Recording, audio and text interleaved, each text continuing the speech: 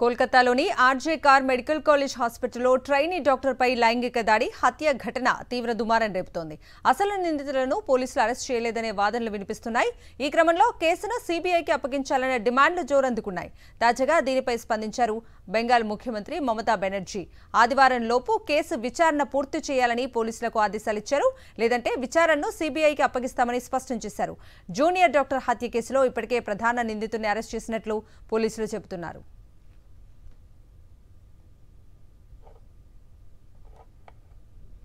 Junior వైద్యురాలి హత్యాచారం ఘటన ప్రకంపనలు సృష్టిస్తోంది. బాధితురాలికి న్యాయం చేయాలంటూ దేశవ్యాప్తంగా వైద్య సేవలు బహిష్కరించారు డాక్టర్స్. విధులు బహిష్కరించి నిరసనల్లో పాల్గొన్నారు. ఘటన జరిగిన ఆర్జే కార్ ప్రభుత్వ ఆసుపత్రిలో వరుసగా 4వ రోజు విధులు బహిష్కరించిన వైద్యులు, నర్సింగ్ సిబ్బంది నిందితుడిని కఠినంగా శిక్షించాలంటూ ధర్నా నిర్వహించారు.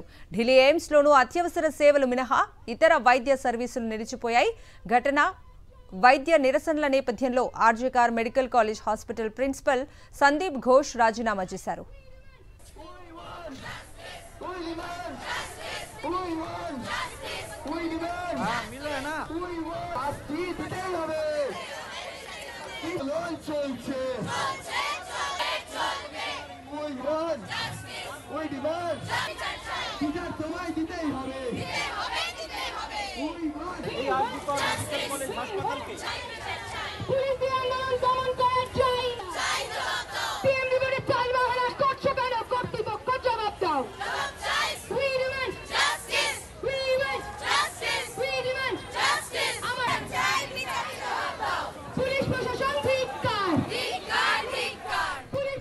ట్రైనీ డాక్టర్పై లైంగిక దాడి హత్య కేసు ఘటనలో అనేక కొత్త విషయాలు వెలుగులోకి వస్తున్నాయి.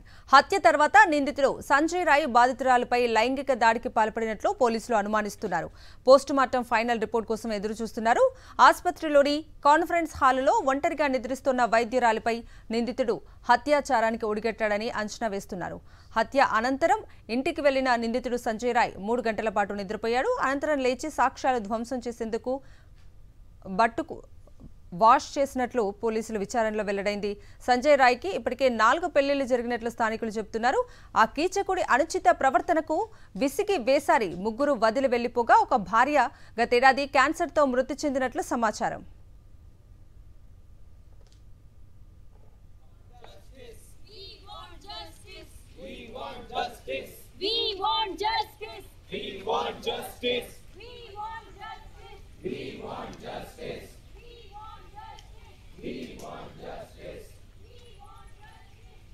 को आगे बढ़ाए और एक फेयर और ट्रांसपेरेंट और अनबायस्ड इन्वेस्टिगेशन कराए और देश में जस्टिस और कोलकाता